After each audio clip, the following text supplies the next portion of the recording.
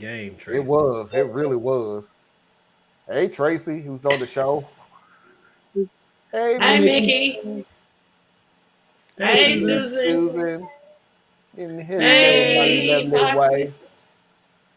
All right, let's get this one started because it's kind of long, so I had to break it up in two. It kind of made me feel some type of way. My husband is 30 years old and I am a 28-year-old female and I am an unattractive woman, objectively. I've always been this way and while I've accustomed myself to it, it nonetheless remains a daily fact that being an ugly woman sucks. I met my husband 4 years ago and he is the greatest thing that has ever happened to me. He has always and frequently told me I'm beautiful and somehow sounded honest without sounding like my mother, like someone without another option to answer. Last night on Saturday, he had a group of friends over to our home. They meet several times a month to hang out, catch up, and play games. He has known most of these guys since high school. I was upstairs in the kitchen preparing drinks and snacks, and I was able to hear them in the basement and began to eavesdrop, which I know was rude, but it wasn't really intentional. I realized they were talking about me. A couple of guys were teasing my husband about me, specifically about my looks. I could tell it was supposed to be funny. It was not. There was a point where one of them referred to me as a troll, and my husband blew up and started shouting, "Listen, shut the heck up. I know that my wife is ugly, but shut up. She makes me happy. Does your bimbo of the week do that, Jim? Dave, how long has it been since we've hung out and you haven't complained about your wife?" He went on for a while, defending me, but all I could hear was, "I know she's ugly. I know she's ugly. I know she's ugly," again and again in my head. It just broke me. I don't know why. I've always known I'm unattractive, but he isn't supposed to too. He tells me I'm beautiful so sincerely and consistently, I'd started to actually believe he thought that. I started to cry and ran into a shower so no one could hear me. When I came out an hour later, everyone had gone home, far earlier than normal. I went to bed and haven't spoken to him all day, but I think I've been able to avoid letting him know I'm upset or avoiding him. I know rationally that what he said was true and sweet, and that I should be happy he loves me and not my body, but it doesn't seem to matter. I just want to be pretty. God, I feel so shallow. I've been crying all day. What do I say to him? Part of me wants to call him a liar and scream and yell and cry, while the other part just wants to run away and never have to talk to him again and acknowledge that even the greatest man I will ever meet can't find me attractive. So what should I do? She need therapy. I'm tired of saying this, man. Look, is this message board thing you go to like www.shattereddreams.com? Is this what you do? I mean, look, lady, you are aesthetically displeasing. You are hard to look at head on. You need to squint and not have your contacts on to behold your beauty. Okay, but as you've laid out, you feel this way. You've known this, and he is in love with the actual you. Hey, Parker. Hey, Hey, brother. Parker. Like he actually loves you. You know how many like surface level pretty people wish the other part of their so-called relationship valued them as a person? But she's dealing with an emotional damage. It's also mental because it's really affected her self-esteem. And there's no amount of logic that will ever cut through. She just needs to find a way to work through it. Because what's gonna happen is that pretty spirit of hers that he loves, she gonna keep nagging him and nitpicking him and trying to force him to call her ugly, and she'll lose him too. And then she'll turn around and go further into her little spiral, thinking everybody thinks she's ugly. I know I've said this before. I'll continue saying it. I have literally met some of the most beautiful, attractive women who has the most ugliest heart and soul and mind I have ever seen. And literally, it makes them unattractive. Like all the way through. Like I can't see you being attractive ever again. And you found a man who looked past, and I'm not even gonna go with all that other stuff. You got a man who looked past your appearance. Let's call it the way it is. He looked past it. He may find you attractive, he may not find you attractive. But either way, he's looking at your soul Your everything about you attracted him to you. There was something about you that attracted him to you, to the point that he married you. And I know, because there's some guys who go after the unattractive people because they know they can use and abuse and everything else, and you stuck because you'll never find nobody like me again and all this other stuff. You don't sound like this guy is doing that. He offended you to his friends and called them out pretty bluntly too. Your billboard of the week, good Lord. But he defended you. But before we get to the ladies, there is a part 2 to this. So let's just get to it.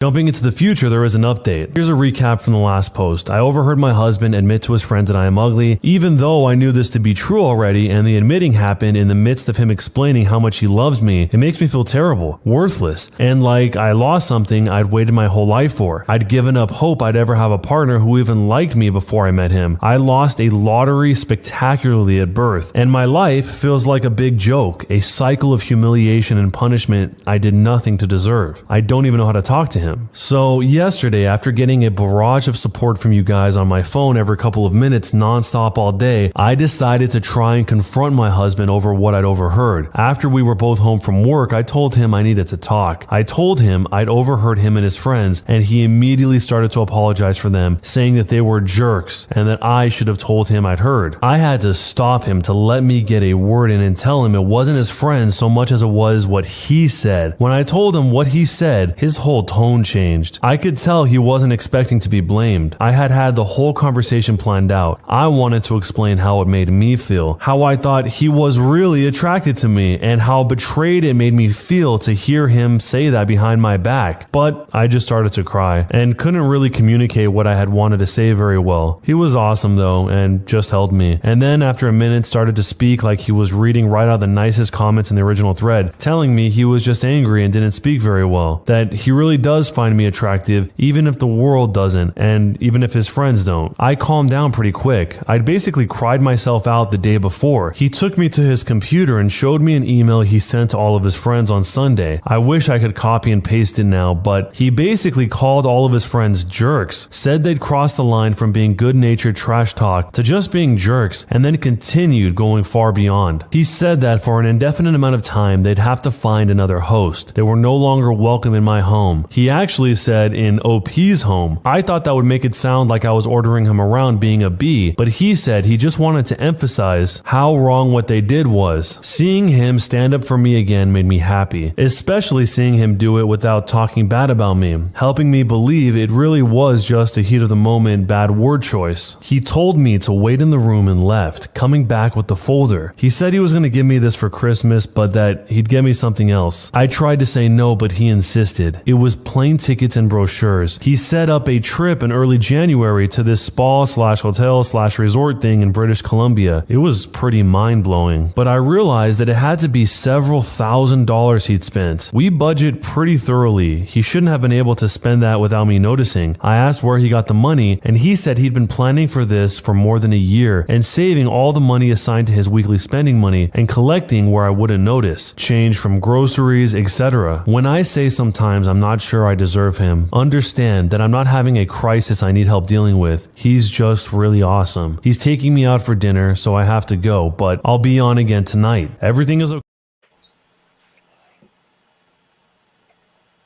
Emma?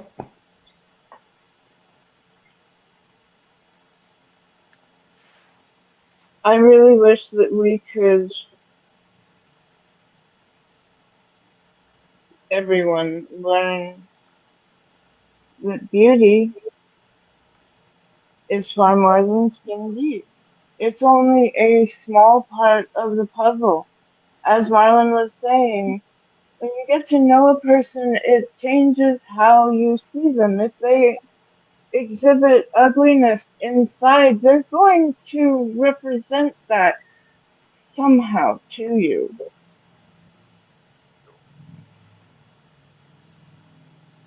With this young lady, I'm sorry that there's problems. She has a terrible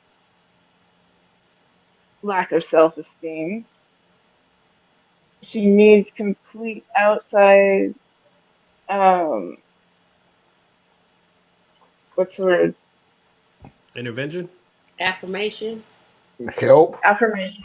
But Oh, yes, yes, and yes. She does. But okay,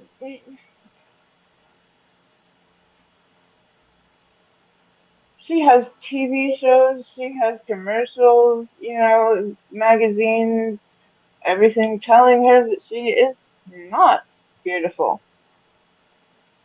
I wish that she had more people in her life that could tell her, like this man, you're beautiful to me. but that part right there. It's completely subjective. I know, but that to me is all she gonna hear. You Yeah. know what I'm saying? Like, it is gonna be very, very, very controversial. But first of all, everybody ain't pretty. It's what it is. And everybody who is pretty ain't even pretty to everybody else. So, people got they tastes and their flavors and all that good stuff. What annoys me out of her story, even though it's a side annoyance, because overall, I think this is a young lady who has internalized her pain and she doesn't know how to get out from underneath it. Okay. Um, but there's two lives in this story. There's her life and there's his life. His life is just as valuable as hers. Now, Hmm? what quality of life is she now pushing off on him? Like, she's going to make him live her trauma because every time he tells her she's beautiful, she ain't going to believe it. Every time he tries to show that type of affection, in the back of her head is something else. Eventually that wears down a person. That's why you got to be a strong person to deal with some people who got some issues, because Yeah. eventually both of y'all end up with issues. So I hope she gets the help that she needs, because she's either going to break that man or lose that man on her current path. Before I get to you, Tracy, there was a little excerpt. I had to cut that video short because the rest of it was her still talking and talking and talking. And it was like, okay, lady, come on. You said you had to go, so go, but you didn't. But one of the people did write that since she was not able to, she just heard what the husband was saying, not able to see what the husband was saying, that the husband could have said, yeah, she may be ugly, but she's mine. To that good tit, in other words, saying y'all using that word ugly, but the wording, without even seeing the phrasing, all she heard, and it's true. What did she hear? I know that she ugly. I know that she ugly. I Ain't no know way to that clean that up, partner. yeah, yeah. So no, it wasn't her. It was somebody that said we don't know how he did that because he could have quoted. But go ahead, Tracy. It's you. This is a complicated one to me because,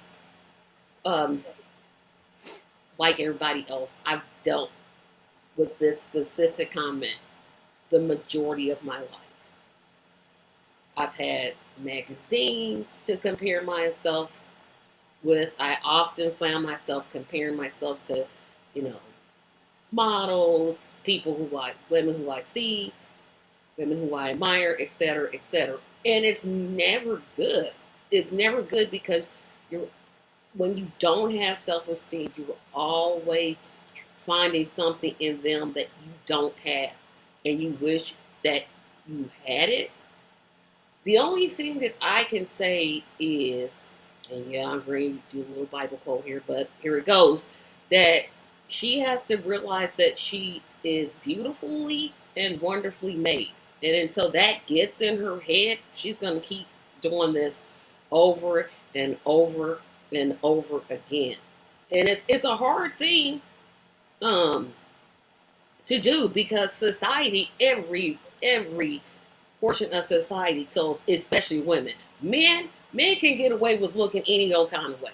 They can do whatever they want to. Yes, they can. What? You get a man in some sweatpants and a non-matching shirt, and he can pick up any woman. Be ugly and broke. Be ugly and broke as a man. Be ugly and broke as a man. A woman has to have her hair done, wear makeup, be in shape. She ain't gotta be in shape. Mm-mm. A woman has to wear makeup. She has to be. And I don't like women who wear makeup. Now what? Well, some men do. But that's what I'm saying. And that's a point. That's my point. Can I finish the thought here? Do I get to finish the thought? Well, you weren't being fair, but go ahead. I'm sorry. Well, what I'm saying is that it's the pressure to be beautiful has always been put on women. They don't make concealers for men. They don't make lipstick for men. They make concealers for women. They make lipstick for women. They make mascara sports cars for men. They make expensive suits for men. But I'm talking about cosmetic. You can. It's just a difference in what you're putting on. It's a difference on what you're putting on. But now, I am true. It is true. A woman is what is it in the word where unbalanced, right? Judged by her beauty because it is linked to her vitality, which is linked to her youth. So a woman is constantly being judged by her youthfulness. So there's almost a penalty as she gets older. Whereas for a man, it is a general understanding that we get better with time. So we're allowed to grow old, distinguished, or whatever the hell the thing is, right? But as far as what each gender is looking for, the game is screwed both ways, right? There are a lot, these little weird incel creatures running around. These guys, most of them are hard to look at, or they are very socially awkward. They haven't found a way to get over that to get to the women that they think they want. So for them, they go through every day thinking they're not smart enough, cool enough, cute enough, rich enough, whatever it is inside of them. So my only point, Tracy, is I'm not saying it's fair and I'm not saying it's balanced. But to say that a man don't have to try to look good, that is not fair. They don't have to try as hard as women. They do not have to They don't have to try as hard as women to look good. But if we don't do that, then we have to try harder than women in many cases to be professionally or socially successful. So the weights are different. Because women go out with undesirables. That's what I will call them. Undesirable men. But here's the deal that we keep. This is victimhood. I don't like that. We keep degrading. Everybody want to be a victim in this world. Anybody on a certain day can get anybody. That is a lie. That is no. Don't believe it. I pulled some women out of my league over the years. We talking about you can get anybody. What you saying is, can you have a serious relationship with somebody looking a certain way? Yeah, that's certainly different. But it's the same equivalent as what I grew up with is any guy would date any girl because all they want is the sex. Which is not true. But it's always been put on hey, you know about her, hey, know she got something between her legs, hey, and it's like, what? What are you saying? Women have to try harder to get. That's a fair statement. Period. That part is a fair statement. A woman has to try harder to look better in general, overall, than a man does. But men have a different struggle. We have to be that protector, provider thingy. So we're held by a different standard. That's all. Why we gotta be a thingy? Huh? Why we gotta be a thingy? Well, we do have a thingy. To me, it's way easier to be a man than to be a woman.